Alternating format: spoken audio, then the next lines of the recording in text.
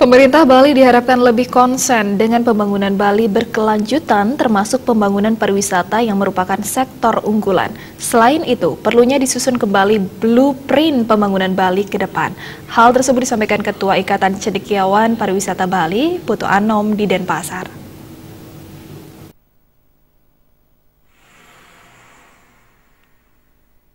Selain diharapkan lebih konsen pada pembangunan Bali berkelanjutan dengan mengacu pada konsep Triwisesa, Satwam Siwam Sundaram, bagaimana melaksanakan kebenaran, kesucian, dan keindahan Bali itu.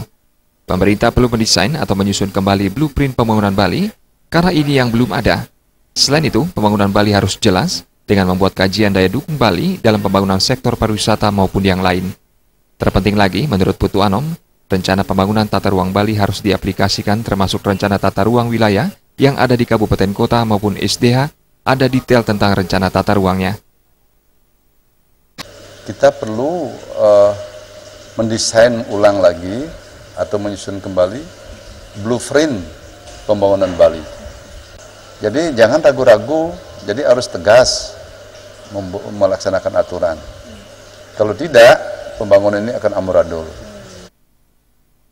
Sementara itu, staf ahli pimpinan DPRD Bali, Rai Misno, mengatakan, terpenting dalam untuk pembangunan Bali ke depan harus tetap mengacu bagaimana kekayaan budaya harus dilestarikan dengan tidak merusak alam Bali.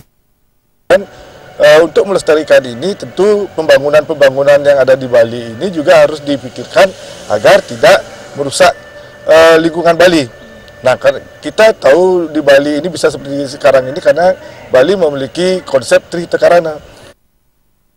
Yang jelas, jika bicara tentang Bali, Bali bisa seperti ini tidak lepas dari kekayaan budaya yang dimiliki Bali. Meski Bali tak memiliki kekayaan alam, namun Bali memiliki kekayaan budaya yang harus dilestarikan agar tidak merusak lingkungan alam Bali. Untuk itu, pembangunan di Bali juga harus dipikirkan agar tidak merusak lingkungan Bali. Untuk itu perlu kearifan para pemimpin bisa menggabungkan mengkreasikan Trihita Karana.